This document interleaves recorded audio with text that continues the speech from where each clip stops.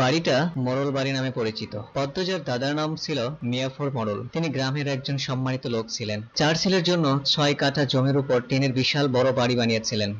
2 ছেলে 16 বছর আগে 1971 সালে যুদ্ধে নিহত হয়েছে। দুজনেই টগবগে যুবক ছিল, আর একজন 8 বছর বয়সে কলেরা রোগে মারা গিয়েছে।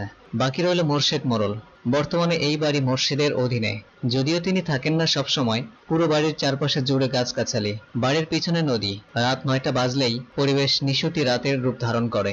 রাতের এই নির্জন প্রান্তর ঝিঝি পোকার ডাকে ছেয়ে গেছে। ঝিঝি পোকার সাথে পদ্মজার ভাঙ্গা কান্না মিলেমিশে ভৌতিক পরিবেশ সৃষ্টি করেছে। মনে হচ্ছে কোনো আত্মা তার ইহজীবনের না পাওয়া কোনো বস্তুর শোকে এমন মরার সুর ধরেছে। হেমলতা পদ্মজাকে টেনে পাশে বসান। পদ্মজা ডান হাতের উল্টো পাশ দিয়ে চোখের জল মুছে হেমলতাকে বলল, মামা সৌদিতে যাওয়ার আগের দিন আমাদের বাসায় দাওয়াত ছিল না নানা বাড়ি? খালামণি ভাই বোনেরা এসেছিল, মনে আছে আম্মা? আছে। উঠোনে ধপ করে একটা আওয়াজ হলো। হেমলতা পদ্মজা কেঁপে উঠল। পূর্ণা প্রেমা দরজায় কান পেতে রেখেছিল মা বোনের কথা শুনতে। হুট করে কিছু পড়ে যাওয়ার আওয়াজ হতে দুজনে ভয় পেয়ে যায়। হেমলতা বড় মায়ের সাথে কথা শেষ করে দ্রুত পায়ে বারান্দায় এসে দাঁড়ায়। উঠানে বিদ্যুৎ নেই, হারিকেন জ্বালানো। পিছনে 3 মেয়ে এসে দাঁড়িয়েছে। একজন মায়ের 3 মেয়ে নিয়ে একা এত বড় বাড়িতে বাস করাও যুদ্ধ বটে। হেমলতা গলা উঁচিয়ে প্রশ্ন করলেন, কে কে ওখানে? আমি। চিরপরিচিত এই কণ্ঠ চিনতে হেমলতার বিলম্ব হলো না এক মুহূর্ত। তিনি ব্যস্ত পায়ে উঠোনে নেমে আসেন। গেটের পাশে মোর্শেদ মোড়ল পড়ে আছে, গায়ে চাদর। হাপড়ের মতো বুক ওঠানামা করছে তার, যেন দম ফুরিয়ে যাচ্ছে।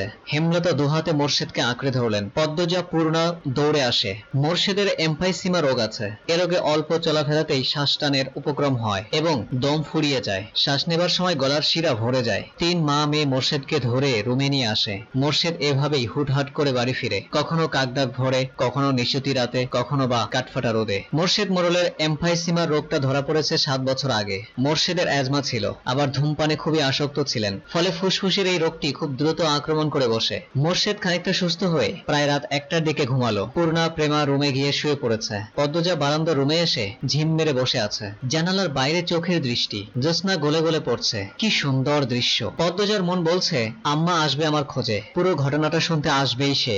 সত্যি তাই হলো। কিছুক্ষণ পর হেমলতা ঠিকই আসলেন। আম্মা বাতিটা নিভিয়ে দাও। পদ্মজা বলল। কণ্ঠ খাদে নামানো। হেমলতা বাতি নিভিয়ে পদ্মজার পাশে বসে। পদ্মজা তৈরি ছিল, তবুও অপ্রস্তুত হয়ে পড়ে। খুব অস্বস্তি হচ্ছে। সে গোপনে দীর্ঘশ্বাস ছাড়ল। পদ্মজা তখন 4র্থ শ্রেণীর ছাত্রী, বয়স ছিল মাত্র 10। খুব কম বয়সে তাকে স্কুলে পাঠানো শুরু করে মা। সেদিন নানাবাড়িতে সবার দাওয়াত পড়ে। হানিফ চলে যাবে সৌদিতে, তাই এত আয়োজন। পরিবারের মিলন আসর বসে। স্কুল মাঠেও সেদিন নাচ গান অনুষ্ঠিত হয়েছে। বাড়ির সবাই সেখানে চলে যায়। বাড়িতে থাকে শুধু পদ্মজা, পদ্মজার বৃদ্ধ নানা আর হানিফ। পদ্মজা ঘুমেছিল, তাই বাকিদের সাথে যেতে পারেনি। যখন ঘুম ভেঙে যায় তখন সে আবিষ্কার করে বাড়িতে কেউ নেই। মোর্শেদ হঠাৎ করে অসুস্থ হওয়াতে হেমলতা বাপের বাড়িতে উপস্থিত ছিল না। পদ্ম নাকি? পদ্মজা বাড়ি থেকে বের হওয়ার সময় কানে আসে হানিফের ডাক। পদ্মজা মিষ্টি করে হেসে মাথা নাড়ল। হানিফের লোলুপ দৃষ্টি তখন পদ্মজার সারা শরীরে ঘুরে বেড়াচ্ছে। এইটুকু মেয়ের ফর্সা চামড়া বিকৃত মস্তিষ্কের হানিফকে যেন বড্ড টানে। আয় তো, ঘরে আয়। সহজ সরল শিশু সুলভ পদ্মজা মামার ডাকে সাড়া দিল। সে শুনেছে মামা ভাগ্নে যেখানে আপদ নেই সেখানে, অথচ সেদিন সে মামাকে ঘোর বিপদ হিসেবে জানলো। পদ্মজা রুমে ঢুকতেই হানিফ দরজা লাগিয়ে দিল। পদ্মজার মন কেমন করে ওঠে হানিফের অদ্ভুত চাহনির আর দরজা লাগানো দেখে। হানিফ কুৎসিত অঙ্গভঙ্গি প্রদর্শন করতে থাকে। পদ্মজার দেখতে খুব খারাপ লাগছে, ভয় করছে। এদিকে আয়, তোর লগে গল্প করি। হানিফ বিছানায় বসে পদ্মজাকে কাছে ডাকে। পদ্মজা কাছে যেতে সংকোচ বোধ করে। হানিফ পদ্মজার ডান হাত ধরে টেনে কোলে বসায়। তুই জানোস তুই যে সবার থেকে বেশি সুন্দর? হানিফের প্রশ্ন পদ্মজার কানে ঢোকেনি। সে মোচড়াতে থাকে হানিফের কোল থেকে নামার জন্য। আপত্তিকর স্পর্শগুলো পদ্মজার খুব খারাপ লাগছে। কাঁদতে ইচ্ছে করছে তার। মোচড়াস ক্যান্সারি, শান্তি মতো বইয়া থাক, মামা মেলা থেকে তোর জন্য অনেক কিছু কিনা এনে দিব। হানিফ শক্ত করে 2 হাত ধরে রেখেছে পদ্মজাকে। পদ্মজা কিছুতেই নামতে পারছে না। মামা আমি চলে যাব। কাদো কাদো হয়ে বলল পদ্মজা। কই যাবি? মামার কাছে থাক, হানিফ বলল। হানিফের শক্তপোক্ত হাতের স্পর্শগুলি শুধু অস্বস্তি দিচ্ছে না, স্পর্শকাতর জায়গাগুলো ব্যথায় বিষিয়ে তুলছে। পদ্মজা কেঁদে ওঠে, ভেজা কণ্ঠে বলল, বাড়ি যাব আমি, ব্যথা পাচ্ছি মামা। হানিফ হাতের বাঁধন নরম করে আদুরে গলায় বলল, আচ্ছা আর ব্যথা দিতাম না, কান্দিস না। পদ্মজা চট করে কোল থেকে নেমে পড়ে। হানিফকে তার আজরাইল মনে হচ্ছে। মায়ের কাছে সে আজরাইলের অনেক গল্প শুনেছে। আজরাইল যখন জানিতে আসবে তখন শরীরে খুব কষ্ট অনুভব হবে। এই মুহূর্ত যেন ঠিক তেমনই অনুভূতি হলো। তাহলে তার হানিফ মামাই আজরাইল। পদ্মজা দরজা খুলতে পারে না, তাই হানিফকে ভীতি কণ্ঠে অনুরোধ করলো, মামা দরজা খুলে দাও। কেন? আমি তোর যাইতে কইছি? হানিফের কর্কশ কণ্ঠের ধমকে পদ্মজা ভয়ে কেঁপে উঠল। তার চোখ বেয়ে জল পড়তে থাকে। হানিফ পদ্মজাকে জোর করে কোলে তুলে নেয়। পদ্মজা কাঁদছে, তার খুব ভয় লাগছে, বারবার বলছে, মামা আমি বাড়ি যাব। হানিফের তাতে বিন্দুমাত্র ভ্রুক্ষেপ নেই। বাড়িতে কেউ নেই, বৃদ্ধ সৎ বাবা কানে শোনে না। পদ্মজা হানিফকে কিল ঘুষি দিতে থাকে, সেই সাথে জোরে জোরে কান্না শুরু করে। এভাবে কান্না করলে পাশের বাড়ি থেকে যে কেউ চলে আসতে পারে। হানিফের রক্ত টকবক করছে উত্তেজনায়। সে দ্রুত ওড়না দিয়ে পদ্মজার মুখ হাত পা বেঁধে ফেলে। পদ্মজার দু চোখের পানি হানিফের চোখে লাগেনি। হানিফ ভীষণ আনন্দ পাচ্ছে, ঐশাচিক আনন্দ পাচ্ছে। সে সিগারেট জ্বালায়। খুব আনন্দ হলে তার সিগারেট টানতে ইচ্ছে হয়। সিগারেট টানতে গিয়ে মাথায় আসে নৃশংস ইচ্ছে।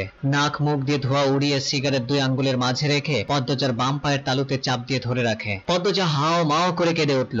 হেমলতা 2 হাতে শক্ত করে মেয়েকে বুকের সাথে জড়িয়ে ধরে। পদ্মজা কাঁদতে কাঁদতে বলল, আম্মা তখন আমার খুব কষ্ট হচ্ছিল, আমার আমার দমটা বেরিয়ে যাচ্ছে মনে হচ্ছিল। আমি তোমাকে খুব ডাকছি আম্মা, তুমি আসোনি। পদ্মজার কথাগুলো হেমলতার বুক রক্তাক্ত করে দেয়। এই যেন 1971 সালের পাকিস্তানিদের নৃশংসতা। নিজের চোখে তিনি দেখেছেন পাকিস্তানিদের নিষ্ঠুরতা। হানিফ আর তার দেখা অত্যাচারী পাকিস্তানিদের মধ্যে কোনো তফাৎ নেই। হেমলতা নির্বাক বা ক্রুদ্ধ, তার শুধু অনুভব হচ্ছে একটাই জিনিস, আর তা হলো তার বুকের উপরে পড়ে আদরের পদ্মজা এখন হাও মাও করে কাঁদছে, সর্বাঙ্গ যেন কাঁপছে। সেদিন একটুর জন্য পদ্মজা ধর্ষিতা হয়নি। বাড়িতে সবাই ফিরে এসেছিল। পদ্মজা পুরো স্থানের যন্ত্রণা সহ্য করতে না পেরে অচেতন হয়ে যায়। বাকিটুকু আর পদ্মজাকে বলতে হয়নি। হেমলতা জানেন। পদ্মজার গা কাঁপিয়ে জ্বর আসে। 21 দিন বিছানায় ছিল সে। ততদিনে হানিফ দেশ ছেড়ে চলে যায়। পদ্মজা ভয়ে লজ্জায় ঘটনাটি কাউকে বলেনি। পায়ের পোড়া দাগ দেখে যখন হেমলতা প্রশ্ন করেছিল, মা তোর পা এমন পুড়লো কি করে, পদ্মজা সহজভাবে জবাব দিয়েছিল, চুলার কাছে গিয়েছিলাম, চুলার লাকড়ির আগায় পা লাগছিল। কথাটা পদ্মজা সাজিয়ে রেখেছিল, সাথে অনেক যুক্তি, তাই মিথ্যে বলতে একটুও কাঁপেনি। পুরো ঘটনাটা পদ্মজার বুকে তাজা হয়ে আছে। এই 6 বছরে লুকিয়ে কতবার যে সে কেঁদেছে সে তা নিজেও জানে না। সবসময় চুপ করে কোথাও বসে থেকেছে। হেমলতা মেয়ের চুপ থাকা দেখে কখনো মাথা ঘামায়নি, কারণ পদ্মজা ছোট থেকে চুপচাপ ছিল। কিন্তু আজ হেমলতার খুব আফসোস হচ্ছে, নিজেকে অপরাধী মনে করছে সে। তিনি ভেবেছিলেন তার 3টা মেয়েই তার কাছে খোলা বইয়ের মতো, চাইলেই পড়া যায়। বিশেষ করে পদ্মজাকে বাড়ির পিছনের নদীর বুক দিয়ে তরতর করে বয়ে যাওয়া সচ্ছল টলটলে পানির মতো মনে হতো, যার জীবনের অসচ্ছল বলতে কিছুই নেই, সবই সাদামাটা সহজ সরল। অথচ পদ্মজার জীবনেই কত বড় দাগ জলজল করে জ্বলছে, কত বড় ঘটনা লুকিয়ে রেখেছে সে। মেয়েরা কথা লুকিয়ে রাখার সীমাহীন ক্ষমতা নিয়ে জন্মায়, অথচ নিজেদের মেয়েদের ক্ষেত্রেই মাথায় এই কথাটি তার আসেনি। পদ্মজা শান্ত হলে হেমলতা বললেন, পাটা দেখি। পদ্মজা বা পাটা বিছানায় তুলল। হেমলতা পদ্মজার পাটা কোলে নিয়ে দাগটা খুব মনোযোগ সহকারে দেখে। রক্ত টকবক করে ওঠে তার।